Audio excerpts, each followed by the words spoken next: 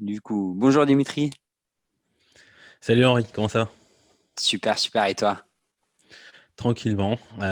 Fin de journée, on est l'après-midi là, donc ça va très bien. Il fait beau Ouais, aujourd'hui, même si on est confiné, on peut voir les fenêtres, tout va bien. tout va bien. Merci d'être là. Merci d'avoir pris le temps d'échanger avec moi. Merci pour l'invitation. Euh, Avec grand plaisir. Pour faire une petite introduction, aujourd'hui, tu es freelance. Tu travailles dans le côté, enfin, dans le marketing digital et plus Exact. précisément pour les entreprises ou pour tes clients dans l'IT. Mhm. Tu es freelance depuis quelques années, de mémoire, et Ouais, t'en c'est bientôt parles. 3 ans maintenant. Ouais, et tu as une chaîne YouTube aussi et tu partages pas mal de choses sur LinkedIn. Je te Mhm. suis sur LinkedIn depuis un petit moment. YouTube, je t'ai découvert assez récemment, mais C'est en assez faisant un peu récent la recherche, aussi, ouais, c'est normal. euh, en faisant un peu la recherche par rapport à toi, j'ai découvert pas mal de vidéos qui sont super intéressantes et du coup, voilà, on va discuter de tout ça, de marketing, du rat race, qui est peut-être l'une de mes premières questions, parce que j'ai Mhm. vu que tu as fait une vidéo par rapport à ce sujet, qui est plutôt sympa et j'invite tout le monde à regarder. Déjà, comment tu aimes qu'on te présente? Le plus simplement possible. Concrètement, de toute façon, qu'on est entrepreneur, freelance, etc., c'est toujours un peu difficile d'entrer dans une seule et même case. Du coup, le Oui, rôle que je prends, qui permet de me définir assez facilement, de me représenter, c'est social media manager. Ça permet de me caler à peu près. On ok, sait comme ça que je travaille sur les social media. Voilà, ça permet de me pouvoir me mettre dans une case. oui, Concrètement, aujourd'hui, j'ai presque 30 ans. Ça fait presque 3 ans que je suis freelance. ok. Avant, j'ai fait de l'agence. Avant, j'étais en école. Enfin, plutôt à la fac, parce que je crois qu'il faut dire la fac, c'est différent, les écoles, la fac. Et du coup, je touche un peu à tout. Du coup, c'est pour ça que c'est un peu difficile de me définir en tant que tel. C'est-à-dire, je fais de la vidéo, j'ai fait pas mal de Oui, photos, j'ai fait un peu d'événementiel, je fais de la musique. Bref, j'ai fait plein de choses différentes. Et très bien. en ce moment, je suis dans le marketing et la communication depuis 5 ans, à peu près 5 ans. Ouais. Donc, on va dire que j'ai trouvé ma niche, mon endroit. Et du coup, parle-moi un peu plus par rapport à ton background, comment t'es arrivé enfin, comment t'as sauté vers le côté freelance? Est-ce que c'était une volonté? Est-ce que tu t'es retrouvé sans boulot? Enfin, j'en sais rien, mais raconte-moi un peu ton histoire. Alors le pivot s'est fait assez, naturellement en fait, à force de recherche. Je suis resté pendant 2 ans et demi dans une agence de marketing communication. J'y étais en tant que community manager pour une marque qui Ok, s'appelle Sony Mobile France. Je crois qu'elle est plus trop active en France actuellement ou elle a plus de réseaux sociaux. C'est ok. pas de ma faute. Hem C'est et parce que du t'es parti. coup, je suis parti, on a en fin compte, le client voulait un peu se retirer. Du coup, on a arrêté la collaboration et quelques mois après, je crois, je sais plus 3, 4 mois plus tard, je suis parti donc en décembre 2018. Ok, Du coup, c'est là que je me suis posé la question: «Qu'est-ce que je fais après?» Parce que je suis parti parce que concrètement, j'avais dû faire autre chose. Autre chose, oui, quoi? Je hmm, ne savais pas. ok, Du coup, je suis parti à ce moment-là, en me disant: «Je vais trouver une autre agence ou un sujet, un autre projet intéressant». Et finalement, moi, mon projet intéressant, c'était de me lancer en freelance, tout simplement. ok. Du coup, je me suis lancé T'as galéré pour trouver directement. ton premier client ou c'était Pas assez tant que ça facile, c'était finalement, avec network? con Ouais, ok, exactement, pour le coup, en tant que freelance totalement débutant, j'ai commencé en mode totalement aléatoire, random total. J'étais sur Twitter en train de discuter et puis j'ai rencontré quelqu'un qui m'a dit: «Ah oui, tu fais ça? Est-ce que j'ai quelqu'un qui cherche ci, cela, est-ce que tu sais faire? Tac, tac, tac», et voilà, ça s'est fait comme ça. Réseautage, hein, classique, j'ai envie de dire. ok, oui, bien sûr. Mais pour le coup, je me suis pas dit: «Ouais, je vais aller sur Malte» ou «Je vais sur Hmm, LinkedIn, je vais travailler, j'ai une stratégie en place» et cetera. Non, ça s'est fait, finalement un peu bouche-oreille. De toute façon, quand tu te lances en tant que freelance, généralement, tu as pas un plan, une stratégie établie pour dire: «OK, oui, semaine 1, je fais tous mes profils sur, sur ce site-là. Semaine 3, j'ai 3 premiers clients. Semaine, ouais, 6, j'ai perdu un client, j'ai 2 autres. Comment je fais pour remplir d'autres clients?» Bref, tu vois, tu as pas de stratégie comme ça au départ. ok, Et ok, ceux qui disent que oui, j'avais un plan et cetera, généralement, ouais, ils avaient un plan une fois qu'ils ont réfléchi, une fois qu'ils étaient déjà lancés finalement. ouais, Mais du coup, ouais, il m'a fallu, même pas un mois pour trouver mes premiers clients. Donc ça s'est fait de façon plutôt soft, smooth. ouais, Et non, pour le coup, j'ai pas trop galéré même même dans toute mon activité. Bah, c'est 3 ans quasiment maintenant de freelancing. J'ai pas hmm, trop galéré dans le sens où, il faut être proactif. Concrètement, quand tu es freelance, il faut être proactif. Il faut pas se dire: «Je me lance en tant que freelance, j'ai un client». C'est bon, j'ai terminé, je m'arrête là. En fait, proactif, il faut toujours empiler, récupérer un peu plus de connaissances, augmenter son réseau et ben, en cas, ce que j'ai fait, c'est que j'ai misé plutôt sur le marketing de contenu. Oui, J'ai j'ai vu commencé, ça, ouais. à lorgner du côté du, personal branding et cetera. Je me suis dit: «Quelle est la plateforme qui pourrait m'intéresser, qui sera plutôt pertinente et où je préfère du marketing de contenu sans me mettre trop la pression?» Ça a été LinkedIn et bah, ça a Oui, plutôt bien payé, ça fonctionne plutôt pas mal. Même si aujourd'hui LinkedIn est en transition, c'est un peu compliqué au niveau des stats, des analytics.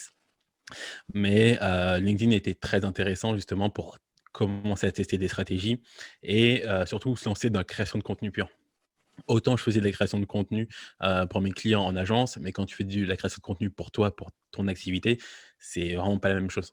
Tu as pas oui, ton brief initial, tu dois tout faire de A à Z. oui. Tu crées une image, oui, oui, bien évidemment. Et surtout que tu travailles pour du B2B, c'est encore plus difficile, Exactement, c'est d'autres codes. ton client, ouais. Moi, je Ouais, je sors vraiment du B2C, je vendais, en ouais. gros des smartphones. OK. Donc, Ah ouais, ç ç rien à voir. ça a rien à voir, ça a rien à voir. OK.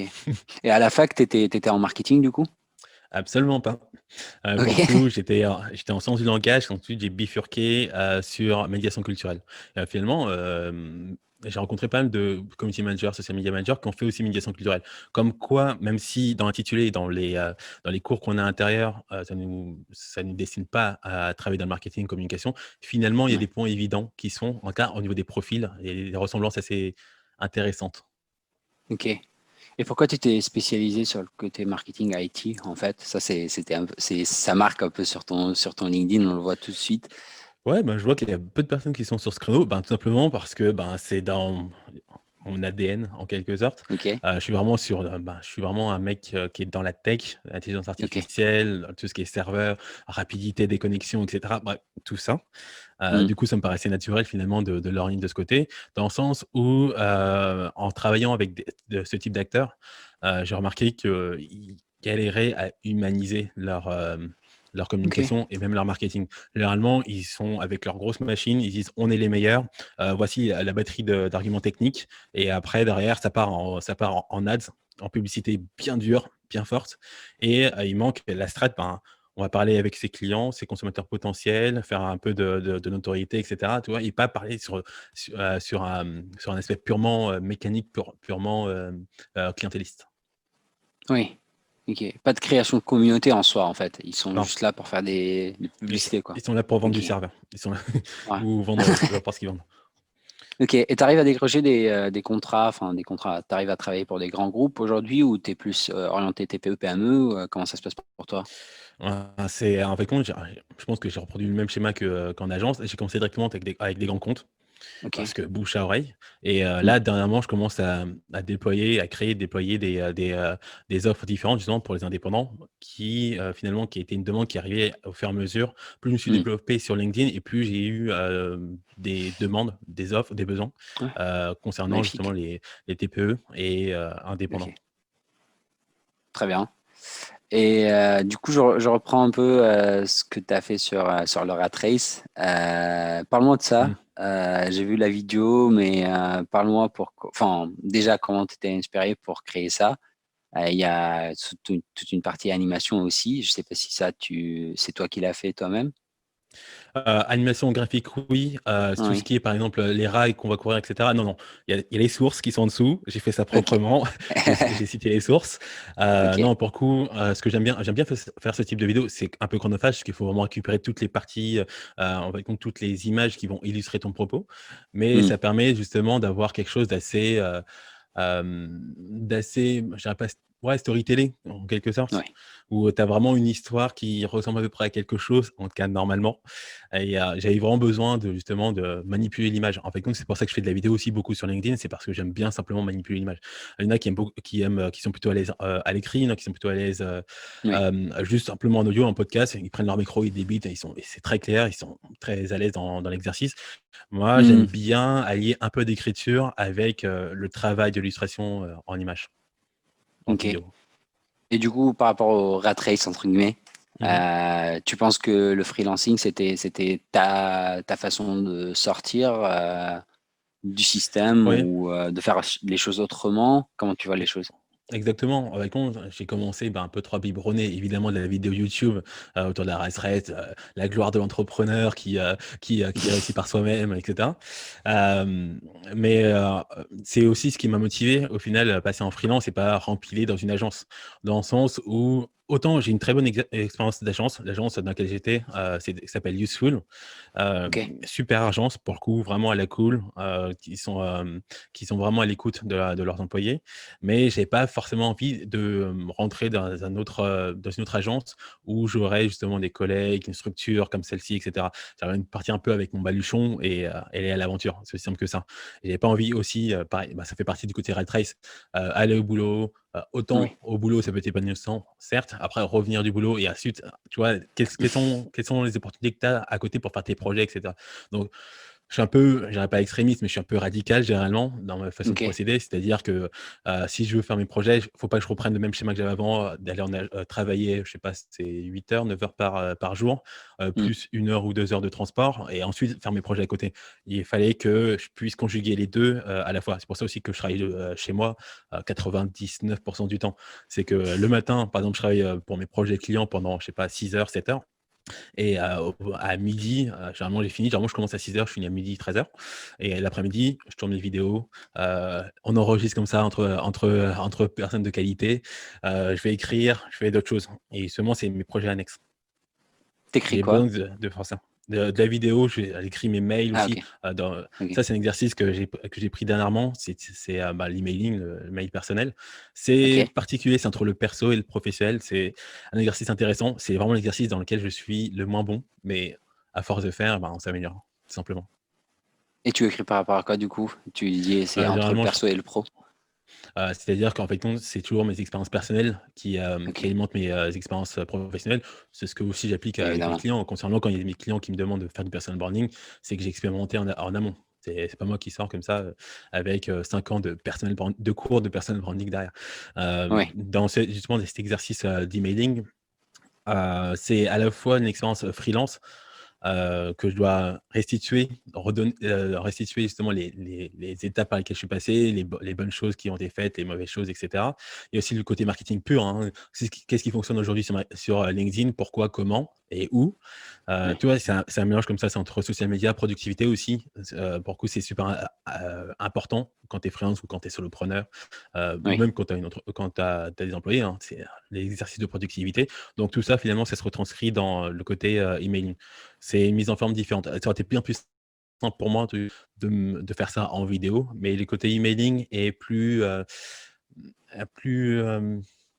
peu plus compliqué pour moi et un peu plus exigeant. Ce qui permet aussi d'être, un peu meilleur aussi dans l'écriture des vidéos derrière. Parce Ça te que permet de l'avantage de la toucher vidéo, ouais, je t'écoute? pardon. Non, non, vas-y, vas-y. Parce que, justement, ça nourrit justement mon écriture de vidéo derrière. OK, L'avantage avec la vidéo, c'est que la vidéo, si tu mets du spectaculaire, visuellement, ça permet de contrebalancer une écriture un peu faible. Alors que OK, quand tu es sur de l'emailing, il y a que de l'écriture, il y a quasiment que de l'écriture. Du coup, il faut que ton écriture soit vraiment structurée et assez forte. Tu peux pas te cacher OK, derrière des artifices. ouais. Mais tu penses que qu'on arrive à toucher les, enfin, entre guillemets, «les clients» ou les gens qui lisent, tes articles ou tes mails de la même façon qu'avec une vidéo? Tu penses pas qu'il y a un peu un critère plus humain dans le fait de raconter une histoire, avec une vidéo? Pas nécessairement, OK. un même profil en fait compte peut être touché par, différents médiums. Il y en a qui lisent beaucoup, il y en a qui regardent beaucoup de vidéos. Mmh. Ça je l'ai remarqué, en testant tout simplement. Il y a OK, beaucoup de personnes qui vont jamais regarder mes vidéos parce qu'ils regardent pas, ils regardent très rarement YouTube. Ils vont mmh, vraiment, ça les intéresse pas et il y en a par contre qui OK, sont assidus aux mails. Alors que je lis assez peu de mails finalement, je dois avoir, 6-7 newsletters. T'inscrire à 6-7 newsletters mmh, et finalement, je lis assez peu de mails, c'est pas mon médium préféré. Je consomme par contre beaucoup de vidéos et en fait compte, en OK, utilisant plusieurs types de contenus, on arrive à toucher, les profils en fonction du format qu'ils préfèrent. OK. Et toi, du coup, tu as découvert que toi-même, tu es plus orienté vidéo? Enfin, Ouais, personnellement, quoi? ouais, en OK, termes de consommation et puis même, c'est comme ça que je préfère apprendre aussi, c'est en vidéo. ouais. Je sais pas pourquoi, je sais pas d'où ça vient. Concrètement, honnêtement, si je pouvais avoir le même contenu mais en format jeu vidéo, je prendrais le format jeu vidéo, je pense. Je pense que c'est le plus proche que j'ai aujourd'hui. OK. Je pense parce que ce que tu aimes apprendre aussi, c'est de la tech et il y a pas beaucoup de trucs écrits concernant le tech. Enfin, c'est plutôt, comme tu dis, jeux vidéo, des Mm. vidéos YouTube, des choses orientées tech aussi. Enfin, Ouais, en exactement. relation, il n'y a pas Il y a pas, beaucoup de livres non plus. Hein. il y a pas mal, non, pas beaucoup de bouquins. Par contre, il y a pas mal de Mm. blogs. Beaucoup de Ouais, blogs tech. Bah, je travaille avec des acteurs tech, du coup, j'ai dû faire mes recherches. Et ouais, il y a pas mal de ouais, blogs, mais par exemple, il y a quasiment rien en français. C'est très compliqué. D'ailleurs, ouais, la c'est sûr. moitié de mes clients sont pas francophones. C'est pour dire à quel Ok. point, finalement, la balance n'est pas encore là en France. Et, Mm. mais il y a quand même du contenu, mais pas en français. C'est très compliqué. Par contre, sur la partie, Ok. par exemple, marketing, en France, on se débrouille pas si mal que ça, hein, Ouais. en Ouais, termes de ouais, ouais, contenu ça marketing. c'est sûr. Ok, ok. Et du coup, parle-moi de ta montée en compétences sur les réseaux sociaux parce que tu m'as dit au tout début que c'était pas ton background universitaire, enfin à la fac, tu Ouais. n'avais pas étudié ça. Comment tu as découvert ta passion vers ce monde-là et comment tu as fait pour monter en compétences assez rapidement pour qu'aujourd'hui, après 2 ans en agence, tu es capable de dire moi je suis capable de me lancer tout seul, quoi. Mmh. Heu, c'est un peu imbriqué en fait, avec mes, expériences, à l'université. À l'université, j'ai monté une association, pour promouvoir le jeu vidéo en tant que médium, à Ok, l'instar du cinéma en fait. Donc on faisait beaucoup d'événements et ok, en termes de communication, les besoins finalement de communiquer sur les réseaux sociaux. Donc à partir de là, j'ai commencé à mettre un peu un pied dans, le social media le community management. oui, Et ok, du coup, je me suis dit: «Ah ouais, c'est sympa et cetera». Je veux faire un stage en master. En master, bah, j'ai trouvé cette agence, qui avait besoin d'un community manager, bah, pour la marque Sony Mobile. Bah, hmm, j'avais un Sony Mobile, j'étais déjà fan de la marque et je connaissais à peu près, 99 de ce qu'il fallait, sur, la sphère mobile, feu ok, et voilà, ça s'est imbriqué en fait. Ça s'est imbriqué comme ça. ok, Et du coup, je suis passé en tant que community manager, j'ai fait mes armes en 2 ans et demi et derrière finalement, bah, je me suis lancé parce que je suis quelqu'un qui touche, comme je te dis, un peu à tout, ok. j'ai appris finalement comment on faisait une présentation, comment on faisait une stratégie, et cetera, digital. Finalement, j'ai monté en compétences en agence et finalement ce savoir-là, je l'ai augmenté par mes expériences personnelles, donc du coup, j'ai pu m'autonomiser comme ça. Ok. C'est quoi ta définition pour le marketing aujourd'hui? Comment Le tu marketing, définis c'est cette tout, chose-là? partout. Tout est par tout est marketing.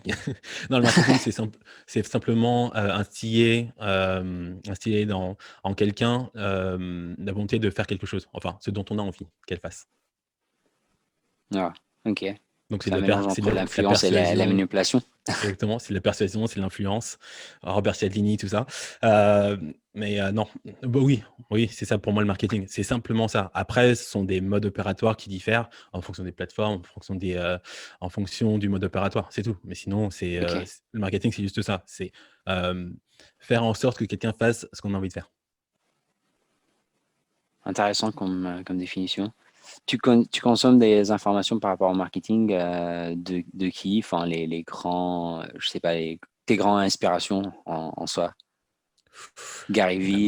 Il y en a beaucoup, Gary Vee, oui, lui plutôt sur l'aspect contenu, un peu, Hmm, un peu trop de contenu d'ailleurs, de sa part. Mais oui, sur la partie ouais. contenu, oui. Ce qui est intéressant, c'est qu'il arrive à surfer sur les tendances et les modes, même par exemple sur un TikTok, hein, qui il fonctionne très bien sur TikTok. OK, il avait déjà une base, de Ouais. fans assez grande, mais il arrive quand même à se renouveler sur quasiment n'importe quelle plateforme. Ça qui est très intéressant chez lui, Hmm, parce qu'il arrive à marier justement le côté, B2B, B2C en fait. C'est du B2B2C et c'est ouais. ça qui est intéressant avec lui.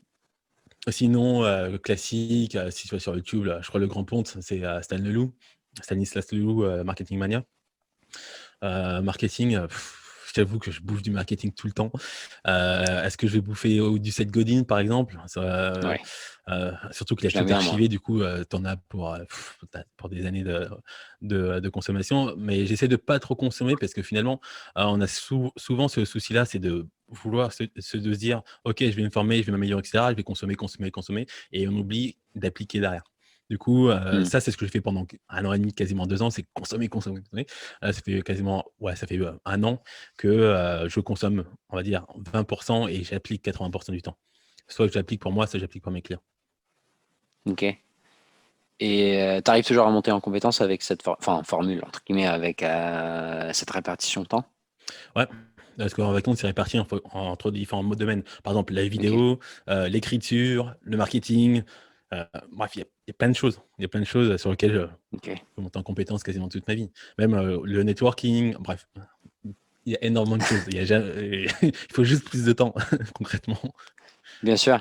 Et la vidéo, tu l'as appris tout seul du coup ou ça a démarré en agence également aussi, En solo, j'ai que- en solo? ouais, ouais, totalement en solo. L'avantage, c'est que j'ai travaillé avec Sony. Du coup, j'ai pu Ouais. me faire la main sur quelques modèles intéressants. Mais non, pour le coup, tout en solo. C'est un peu comme ça que j'ai quasiment tout appris de ce que je fais aujourd'hui, même, je vais enlever le quasiment, je pense. Ok. J'ai besoin de faire quelque chose, j'ai un objectif, comment je fais pour y arriver? Un peu de YouTube, un peu de discussion, je sais pas, sur LinkedIn ou autre et voilà. Ensuite, tu mets en pratique et tu ajustes jusqu'à arriver au résultat que tu veux. C'est simplement comme Hmm. ça que j'ai appris. Ok. En parlant de ça, j'ai vu ta vidéo par rapport à l'apprentissage. J'ai pas eu le temps de la finir, mais j'ai commencé à la regarder. Mmh.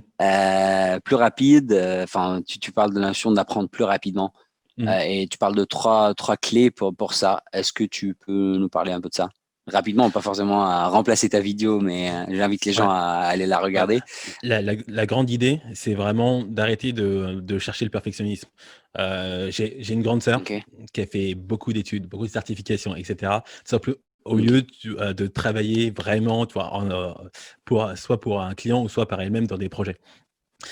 C'est vraiment, en fait, compte, cette grande problématique qui est que, si je veux monter, un projet professionnel, je dois tout savoir dans mon domaine d'activité. En fin de compte, la réalité, c'est qu'il faut simplement, avoir le bare minimum pour, simplement, accéder à, aux premiers résultats. Quand tu as les premiers ok, résultats, c'est à partir de là, finalement, que tu doubles la mise, en fin de compte, tu prends plus de risques. Mais en fin de compte, ton projet, le plus simple, c'est, de ficeler ton projet en une journée et de le tester tout de ok. suite. De le tester tout de suite. C'est un Et modèle c'est la même chose. MVP même en service, quoi. Toujours. Oui.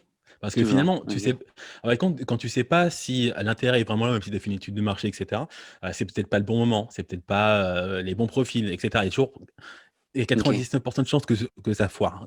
Part de ce principe-là, comme ça te permet de minimiser le temps que tu mets sur ton projet, le tester le plus rapidement possible. Si ça fonctionne, tant mieux, tu doubles. Si ça fonctionne pas, tant pis, tu pas perdu trop de temps. Et c'est pareil pour l'apprentissage. très Généralement, intelligent. Ok, l'apprentissage de l'entrepreneuriat, j'ai déjà entendu ça. Je crois que c'est Maxime Victor qui parlait de ça aussi, comme quoi il y a des écoles qui veulent apprendre l'entrepreneuriat ou ce genre de choses ou, apprendre à être freelance et ok. en fait, compte, tu apprends pas forcément à être freelance parce que les freelances, il y en a plein de différences comme les entrepreneurs. C'est des profils différents, des backgrounds différents, des demandes, des besoins différents. Il faut mettre les mains dans le cambouis. Il y a un moment où c'est un peu comme les artisans, en fait. OK, tu Hmm, peux avoir des bouquins sur la théorie, mais tant que tu es pas passé à la pratique, tu vas pas savoir sculpter, en fait. hmm. C'est mais je sais pas, Ouais, vu qu'il y a pas, comme souvent en tant que freelance ou entrepreneur, c'est souvent des professions dites intellectuelles. On se dit qu'il faut de la théorie, beaucoup de théorie, beaucoup de théorie. Ensuite, ça passe très bien parce que la théorie, a valeur d'expérience, alors que pas vraiment. ok. Ouais, je comprends ton point. D'ailleurs, Euh, j'ai même tendance à tester les choses. Ensuite, quand je vois que ça foire pendant trop longtemps, j'ai tendance à revenir sur la théorie pour voir, les bases et cetera. C'est comme ça que j'ai appris le marketing concrètement ou à faire de la publicité. D'abord, j'ai sorti les petits billets, j'ai investi et quand ouais, ça fonctionnait pas, je me suis dit: «Ah, OK, là ça fait un petit moment que je suis sur, ce point-là et que ça fonctionne pas, de façon théorique, comment, cette théorie justement peut m'aider?» Mais parfois, en fait, compte, il y a rien du côté théorique, simplement qu'il faut juste un peu ajuster sa stratégie. C'est aussi simple que ça. ok. Pour quelqu'un qui souhaite se lancer dans ce que tu fais aujourd'hui, qu'il soit en freelance ou un étudiant qui souhaite entrer dans le côté marketing, peu importe, Mmh. euh, d'où tu le conseilles à démarrer? Commencer par le réseau. C'est quasiment le truc le plus Ok. important quand tu es en freelance, parce que quand tu es en freelance, généralement, ben, tu pas de structure qui t'encadre, sauf si, je Hmm, crois que tu passes par du portage salarial ou ce genre de structure. ok. Mais quand tu pars en freelance en mode vraiment baluchon, tu pas de structure. Donc ta structure, ce sera vraiment ton réseau, les personnes que tu connais, les personnes qui vont te recommander, Ok. les personnes, qui vont penser à toi finalement et tu soutiens Très bien. justement ce côté, réseau par, soit la création de contenu, soit, ben, du réseautage vraiment intense, donc c'est vraiment du personal branding, ce que tu apportes finalement, au public. Ça, c'est vraiment le point principal. Ça, c'est pour démarrer et commencer à pérenniser son activité. En premier, mais avant ça, il faut se faire comment on appelle ça en français? Un bas de laine, je crois? Comment ça Un s'appelle bas de en anglais? laine. Enfin, je sais pas, ouais. Hem, un comment on appelle ça? Ouais, il faut avoir de l'argent de côté, c'est ça. Il faut avoir de l'argent de OK, côté, ça simplement, marche. pour pas stresser dès le départ. Ce qu'on voit souvent, je l'ai fait aussi, même si en fait non, financièrement, j'étais pas en panique au début, j'étais pas en panique tout court. C'est que, tu dis: «Ah, j'ai quelqu'un qui est potentiellement intéressé». Tu commences à lui accrocher le mollet et tu dis: «S'il te plaît, signe avec moi». Avec nous justement, ces économies permettent de ne pas stresser et d'avoir une approche plus, hem, servicielle? Je sais pas si Ouais, OK, c'est, ouais, je tu vois? comprends. Vis-à-vis de ton potentiel client où tu es vraiment à l'écoute de ses besoins et pas à l'écoute de tes besoins, ben, financiers derrière. OK, c'est un très bon conseil. Et pour démarrer le côté plus apprentissage, si quelqu'un qui connaît pas par rapport au marketing et qui souhaite, apprendre tout seul comme toi tu as fait, Mmh. qu'est-ce que tu conseilles, des chaînes YouTube, enfin lesquelles je veux dire, sois plus précis peut-être? Ouais. Des livres, Basiquement, vu que généralement on sort souvent de l'école quand on veut se lancer, ou ce genre de choses, où on sort d'un cadre, assez classique de boulot, tu mmh, vas sur Google, tu fais tes certifications tranquillement, comme ça tu fais ça à ton rythme et ça te permet d'avoir vraiment des bonnes bases. Concrètement, que ce soit, de la publicité, Google, que ce soit, voilà, une stratégie de communication, de marketing et cetera. Tu vas sur Google, toutes les certifications sont là. Il y a énormément de choses. mmh, 2e point, tu m'as demandé des chaînes, Marketing Mania pour marketing, classique, je recommanderais OK. toujours, hein, je pense, C'est que ce français soit ça? à la fois Marketing Mania, ouais, ouais, c'est OK, Stan Leloup qui fait OK, ça. OK, OK. Tu as des podcasts aussi en tant que freelance, par exemple, tu as le podcast, Tribu Indé de, OK, d'Alexis Minkela qui fonctionne très bien. Tu as aussi, Young, Wild and Freelance de, OK. waouh, tu vois, un problème de nom On peut le et trouver. en Ouais. plus, j'ai participé, je participe en Thomas Burbidge, OK, classique. Tu as aussi, tout ce qui est entrepreneuriat et coaching, tu as Romain Limois avec, son 2e podcast qui s'appelle Stratège. J'ai pas écorché le nom cette fois, c'est cool. Hem, je suis vraiment mauvais avec les noms en fait, donc je suis une sorte d'éponge qui oublie les origines. C'est-à-dire que je récupère les données et après j'oublie d'où ça vient et là j'ai réussi à m'en souvenir, ce qui est pas mal. C'est un très bon exercice. ouais, d'ailleurs. Hem Donc, tu as aussi, une très bonne chaîne, ça pour coup, je pense que je vais mettre un top 1 en tout cas pour moi, très grande inspiration, ça s'appelle The Future. The Future, c'est l'agence d'un designer, qui s'appelle Chris Du, D-O, OK. Chris Du, américain, et qui a une chaîne monstrueuse. Pour moi, il y a absolument tout ce qu'il faut là-dessus pour s'en sortir en tant que freelance. C'est une chaîne, bah, du coup américaine, mais il y a absolument ouais, il y a absolument tout sur les basiques, comment tarifer ses journées ou ses prestations, comment, répondre à un client qui te dit, que tu es trop cher, ce genre de choses. Mmh. Ils font des mises en situation, c'est esthétiquement, heu, c'est ma came. Concrètement, c'est ma came à 100. Il y a l'esthétique, moi c'est OK. vraiment la petite pépite. T'as Ils ont as aussi jamais du coup du payé blog derrière. ouais, OK. T'as jamais payé une formation en ligne par rapport, au marketing, au réseau ou même à la vidéo et cetera? La vidéo non, sur la création de contenu oui. Ben, je crois qu'en 3 ans, en 2 ans, ouais sur 2 ans, quasiment 2 ans, je crois que j'ai payé à peu près 10 000 € de formation. Donc, ça équivaut, Waouh! ouais, ouais, à une licence en termes de budget, D'heures de grosso modo. travail, ouais, Ouais. ouais. C'est toujours sur des points très spécifiques. Par exemple, C'est-à-dire? par exemple, faire de la prospection. Comment targeter efficacement, ses prospects? Ce genre de choses, vraiment très spécifiques. Comment créer, je sais pas, tel type de contenu pour tel objectif. Tu vois, c'est toujours des choses très spécifiques. Ce sont jamais des grandes formations sur, je sais pas, le copywriting. ou une Hmm. grande formation sur, je sais Tu pas, fais plus le marketing spécifique que généraliste. Ouais, digital. ouais, ouais, ok. Exactement. Ouais. C'est toujours des besoins très spécifiques. Les grandes lignes, tu les as forcément, tu les récupères, tu peux les compiler assez facilement. En tout cas, quand tu as une Hmm. organisation, tu sais à peu près quand tu sais exactement ce que tu veux, tu les compiles très facilement. Surtout si tu es comme moi, que tu vis sur internet, tu trouves les ressources. Par contre, sur des choses très spécifiques, par exemple, faire de l'emailing très précis, pour qui sert tel objectif, je sais que Ok. c'est le genre de choses sur lesquelles j'ai pas été formé et que j'avais besoin justement de former et j'ai pas aussi envie parce que c'est un exercice sur lequel je suis pas à l'aise. Du coup, j'ai pas non plus envie d'explorer tous les internets pour, récupérer mes informations. Du coup, là, tu payes, je sais pas, 100 € pour une formation et tu Ouais. t'attaques, Ok. mais tu fais la 1re partie, le premier module et t'appliques après derrière. C'est comme ça que fonctionne une formation en ligne. Sinon, la plupart des formations sont pas appliquées jusqu'au bout. Ah oui, carrément. Et il y a une que tu conseilles absolument par rapport à ce sujet, que tu penses elle était magnifique, c'était celle qui t'a plus appris, j'en sais rien. Je crois que c'est une formation d'Antoine BM, je crois, sur Ok. l'emailing. Je crois que c'est Ok. chez lui que j'ai pris. Comment s'appelle, la formation? Je ne sais pas, je pense que ça doit être email Ok. secret ou email magique ou la puissance de l'email, bref, un truc comme ça.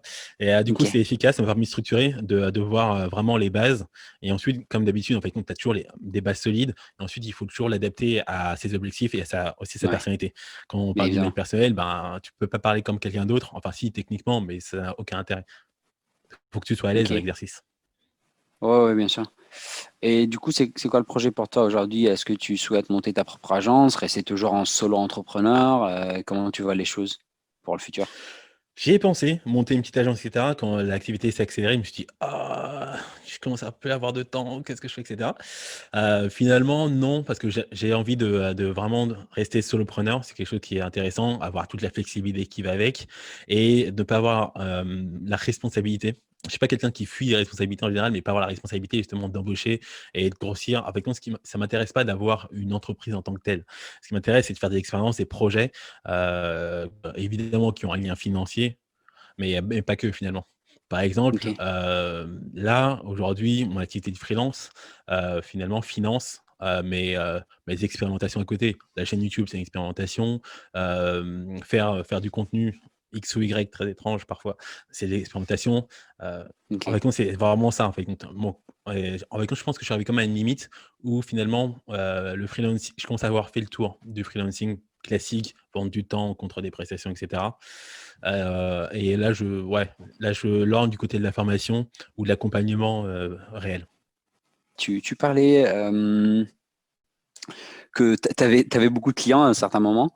Enfin, Mmh. il me reste deux questions plus précisément avant de te libérer en tout cas.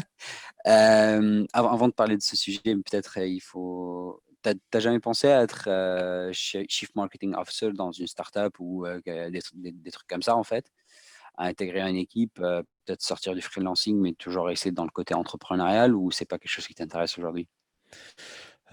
Non, comme je disais, pour le coup, je sais pas pourquoi je m'accroche pas, mais je suis toujours intéressé par le côté solo. Justement, finalement, c'est rejoint l'idée de tirer le maximum du minimum, finalement, de la forme la minimale. Efficacité. Heu, Ok. exactement. Du coup, par contre, avec des clients même actuels, je travaille avec, par exemple, d'autres freelances parce qu'il y a d'autres profils qu'on doit gérer et cetera. Du coup, il y a d'autres freelances aussi qui rentrent dans la boucle. Mais j'aime le côté, solo, c'est dire que demain, je peux changer totalement d'activité, sans souci. Ok. Enfin, sans souci, Ouais. si je trouve des clients, évidemment.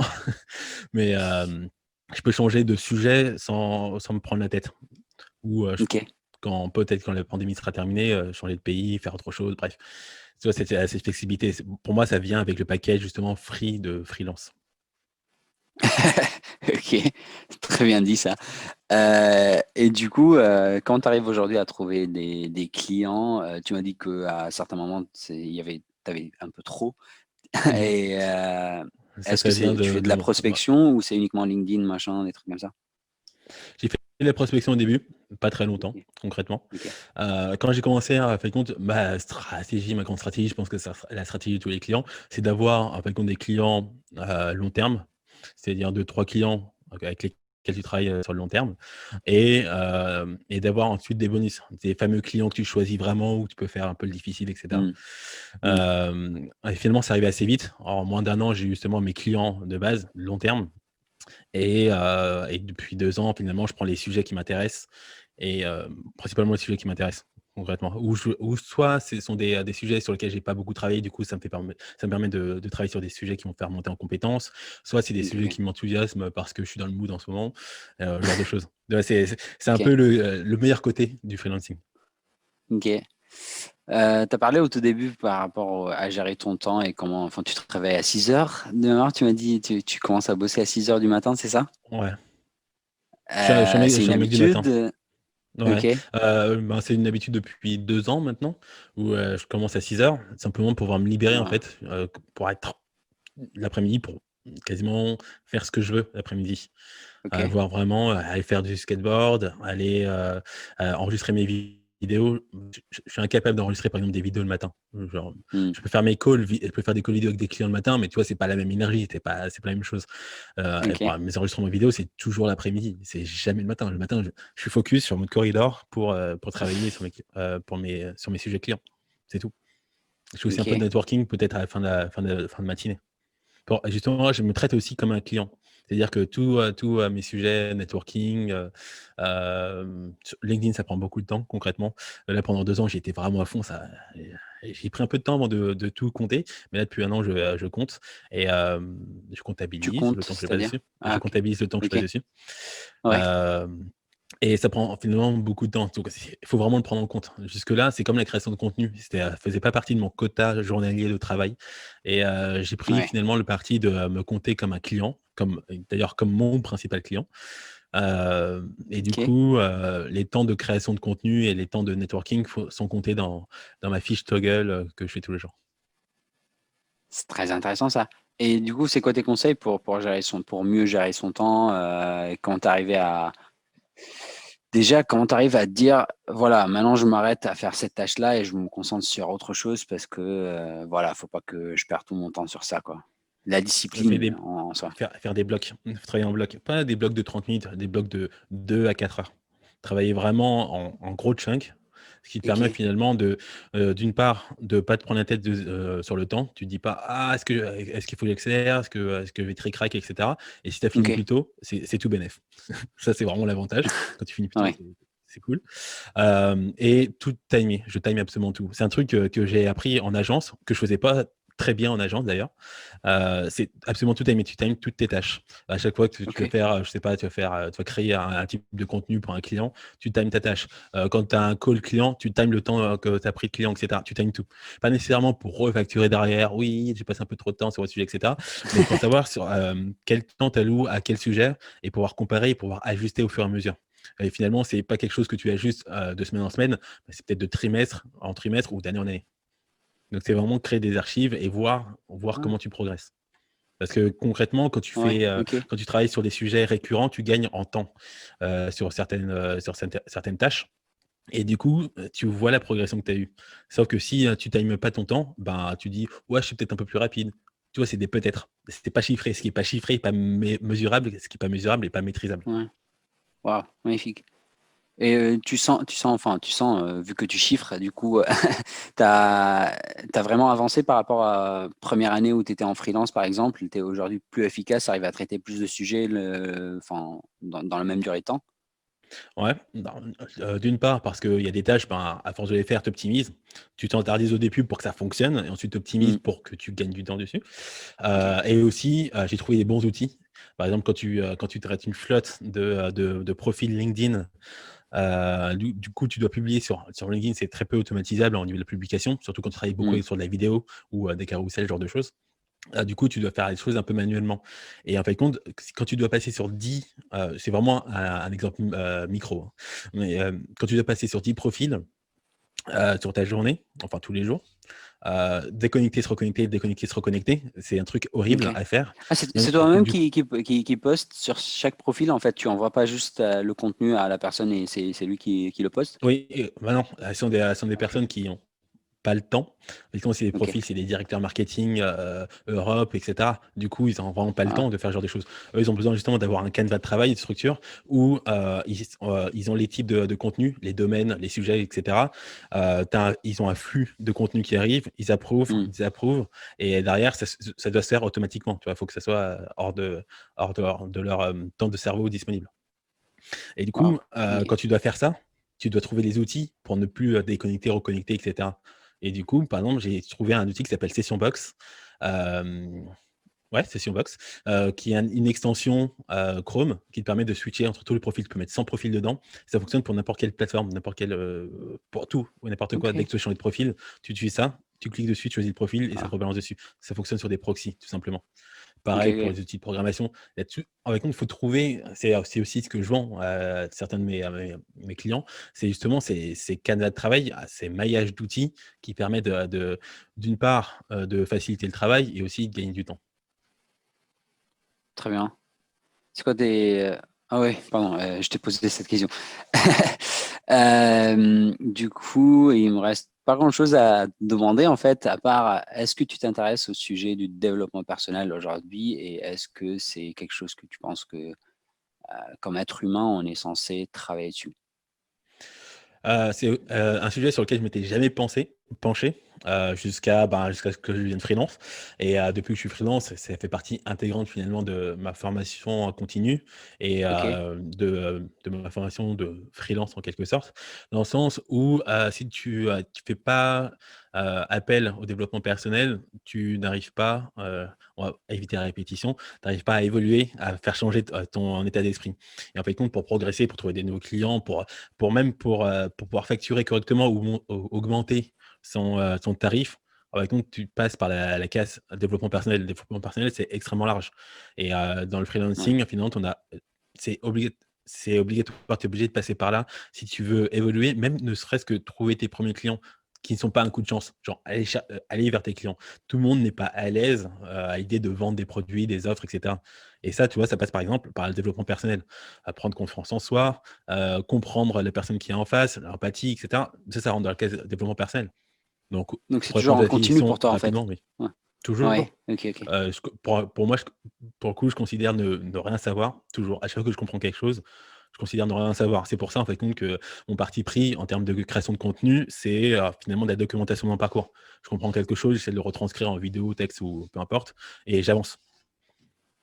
Document, ok, très intéressant. Je documente, mais Euh, je considère vraiment ne rien savoir. Du coup, le développement personnel, c'est en continu, ça ne hmm, s'arrête jamais. ok, ok, C'est intéressant. magnifique. Très bien, ouais, ouais. Je te laisse le mot de la fin, ce que tu as Bah, envie de dire. merci à toi pour l'invitation, c'était cool.